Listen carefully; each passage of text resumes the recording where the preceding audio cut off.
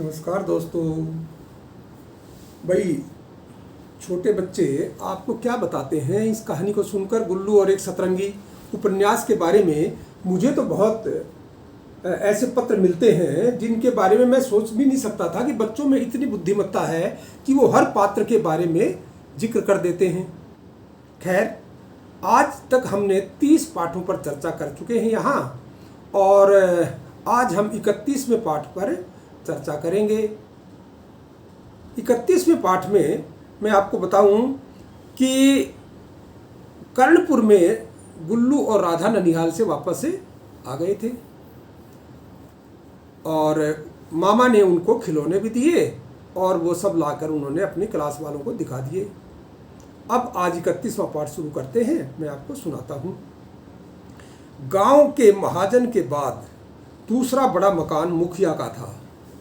मुखिया की माँ प्रायः बीमार रहती थी, इसलिए चारपाई पर लेटी रहती। घर का सारा काम मुखिया की पत्नी को अकेले करना पड़ता। मुखिया का बेटा उम्र में छोटा था। जब मुखिया की पत्नी कार्य से बाहर जाती तो बेटे को दादी के पास छोड़ जाती। बीमार माँ को शुद्ध हवा मिलती रहे, यह सोच मुखिया ने माँ की चारपाई चौबारे में डाल दी थी। एक दिन मुखिया को किसी काम से पड़ोसी गांव में जाना पड़ा। उसने पत्नी से कहा, दोपहर तक लौट आऊंगा। पति के जाने के बाद मुखिया की पत्नी ने सोचा कि पति के आने से पहले मैं खाना पका दूं। यह सोचकर मुखिया की बीबी ने चूल्हा जलाया और पकने के लिए सब्जी रख दी। अचानक उसे पड़ोसिन ने बुला लिया। बेटे को दादी के पास बैठा वह पड़ोसिन के पास चली गई। वहां बातों में यह भूल गई कि चूल्हे के पास और भी बहुत सा ईंधन रखा हुआ है। हवा तो चली रही थी। एक पतंगा उड़कर ईंधन के ढेर में जा गिरा। धीरे धीरे ईंधन सुलगने लगा।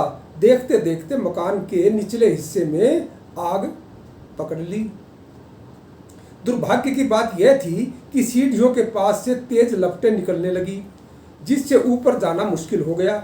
मुखिया की माँ और बेटा दोनों ऊपर फंसे हुए थे, पर बचाव के लिए कोई भी आदमी ऊपर नहीं जा सकता था। मुखिया की पत्नी लौटी। घर में तेज लपटें देख वह घबरा गई, रो रो कर चिल्लाने लगी। आसपास के लोग बाल्टियों में पानी भरकर दौड़े। वे आग पर पानी उंडेलने लगे। छुट्टी का दिन होने के कारण स्कूल जाने वाले बालक बालिकाएं घर पर ही थे। मुखिया का घर विजयपाल के घर से अधिक दूर नहीं था, और ये शोर सुन सविता और विजयपाल तो पहुंचे ही, गुल्लू और राधा भी वहां पहुंच गए। वहां का दृश्य भयावह बना हुआ था। लोग आग पर पानी फेंकते, पर सूखा ईंधन होने के कारण आग और भड़क उठती।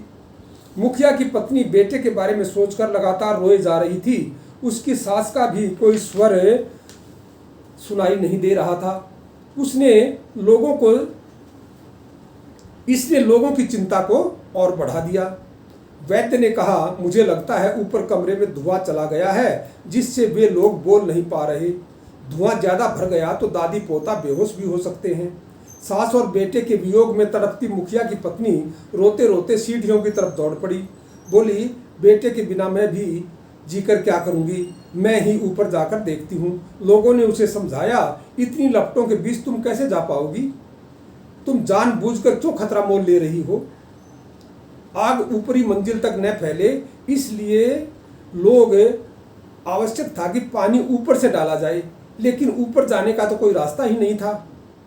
विजयपाल ने कहा, ऊपर से पानी गिरे तो दीवारें गीली हो जाएंगी, तब ऊपरी मंजिल तक ज्यादा तपत नहीं पहुंच पाएगी। मुखिया की पत्नी रोते रोते भगवान से प्रार्थना करने लगी, हे भगवान, हे विष्णु, हे हरि, ऊपर से पानी गिरा दे, मेरी सास और मेरे बेटे को बचा दे। विष्णु तेरी जय हो, मेरे स्वामी पानी बरसा दे। अभी कुछ ही समय बीता था कि एकाएक छत से पानी टपकने लगा। लोग हैरान थे, यह सब कैसे हुआ? छत से बहकर पानी दीवारों पर गिरने लगा। दीवारें गीली हो गईं। इसका लाभ यह हुआ कि आग ऊपर की तरफ बढ़ने से रुक गई। नीचे से लोग बाल्टियां द्वारा पानी ढूंढे ले जा रहे थे। साथ ही ऊपर छत से टपकते पानी के कारण शीघ्र ही आग पर काबू पा लिया गया। तब तक पड़ोसी गांव से मुखिया भी लौट आया था। उसने अपने घर के आसपास लोगों की भीड़ देखी तो उसका माथा ठनका, पर जब घर से धुआं निकलता दिखाई दिया तो उसे पूरी स्थिति समझते देर न लगी। बदहवासी की हालत में वह भी पानी फेंकने लगा। माँ और बेटे के ऊपर फंसे होने की खबर सुनकर उसके तो होश ही उड़ गए, लेकिन अब आग पूरी तरह बुझ चुकी थी। आग बुझते ही सब ऊपर दौड़े। चौबारे का दरवाज़ा अंदर से बंद था। कई बार आवाज़ देने पर भी नहीं खुला तो उन्होंने दरवाजे को तोड़ दिया। अंदर धुआं भरा हुआ था। धुएं से मुखिया की माँ और बच्चा दोनों बेहोश हो गए थे। बच्चे को दादी ने छाती से चिपका रखा था। वैद्य ने कहा, तुरंत सारे खिड़की दरवाजे खोल दो। खिड़की दरवाजे खुले तो धुआं बाहर निकल गया। शुद्ध हवा मिलने से थोड़ी ही देर में मुखिया की माँ और बच्चे को होश आ गया। मुखिया की माँ ने बताया कि जब उसने सीढ़ियों से आग उठती देखी तो डर कर दरवाजे खिड़की बंद कर ली। वैद्य बोला, अगर ज़्यादा देर हो जाती तो धुएं से सांस घुटने से मौत भी हो सकती थी। मौत का नाम सुनते ही मुखिया की माँ के पैरों तले से जमीन खिसक गई। मुखिया की पत्नी की आंखों में फिर आंसू आ गए। वह बार बार बेटे को चूमकर छाती से लगा रही थी। अनहोनी की कल्पना कर मुखिया भी सिहर उठा। वैद्य बोला, अच्छा हुआ, छत से पानी बहने से दीवारें गीली हो गईं और आग फैलने से रुक गई। लेकिन छत पर पानी आया कैसे? महाजन ने हैरानी से पूछा। मुखिया बोला, सब ईश्वर की कृपा है। जब उसे बचाना या उसे बचाव करना होता है तो किसी भी रूप में आकर बचा लेता है। यह सब तो सही है, लेकिन ऐसा बहुत कम होता है, महाजन ने तर्क दिया। वैद्य ने कहा, मैं छत पर जाकर देखता हूँ। विजयपाल बोला, हाँ हाँ चलो, मैं भी आपके साथ चलता हूँ। एक एक कर कई लोग छत पर चढ़ गए। गुल्लू भी उनमें से एक था। वहां जाकर जिसने भी देखा दांतों तले उंगली दबा ली। विष्णु और हरि दोनों ने मिलकर छत पर रखी टंकी, पानी की जो टंकी थी, उसका वाल्व निकाल दिया था। वाल्व निकालने से पानी छत पर चारों ओर बिखर गया। वे दोनों अभी भी टूटे वाल्व को चोंच और पंजों से दबाए बैठे थे। महाजन बोला, अरे ये तो अपना विष्णु है। विष्णु, तुम यहाँ कैसे? गुल्लू ने हैरान होकर कहा। गुल्लू को देखते ही विष्णु वाल्व को छोड़कर मुंडेर पर जा बैठा। उसकी देखा देखी हरि भी उड़कर उसके पास चला गया। महाजन बोला, विष्णु तो इस गांव के लिए फरिश्ता बनकर आया है। जब भी गांव वालों पर मुसीबत आती है यह सहायता के लिए आगे आ जाता है। मुखिया ने कहा, मुझे तो समझ नहीं आ रहा कि इसका धन्यवाद कैसे करूं। इसकी वजह से आज मेरी माँ और बेटा बच गए। तब तक मुखिया की पत्नी भी छत पर आ गई थी। विजयपाल बोला, हमें तो उम्मीद भी नहीं थी कि विष्णु उस समय यहीं आसपास होकर बैठा होगा। महाजन बोला, हैरानी की बात तो ये है कि इसने कैसे समझ लिया कि पानी नीचे जाएगा तो आग बुझ जाएगी। तभी मुखिया की पत्नी बोल पड़ी, मैं बताती हूँ।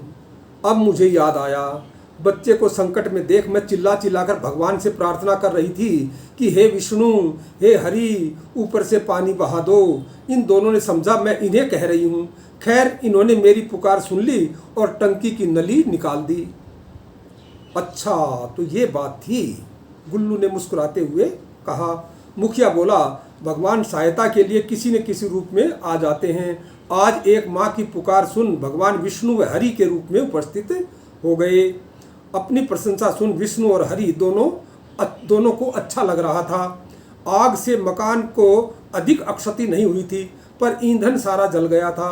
दीवारें धुएं से काली हो गई थी। अगले दिन पड़ोस की महिलाओं ने मिलकर घर को लीप पोत कर फिर से पहले जैसा रूप दे दिया। दोस्तों, ये था आज का हमारा पाठ 31 नंबर, जिसका ये चित्र है, जिसमें आप देखेंगे कि घर में आग लगी हुई है और लोग पानी डाल रहे हैं। तो आपको ये पाठ में क्या नया लगा, और इसके बाद अब हम कल 32वें पाठ पर चर्चा करेंगे। इसके बाद कहानी आगे आगे बढ़ते बढ़ते, मैंने कहा था, एक वैश्विक फलक पर जाकर समाप्त होगी। ये विदेशों तक की कहानी सम्मिलित है इसमें, और जो जो कहानी आगे बढ़ेगी आपकी उत्सुकता भी बढ़ती जाएगी। आज के लिए इतना पर्याप्त है। नमस्कार।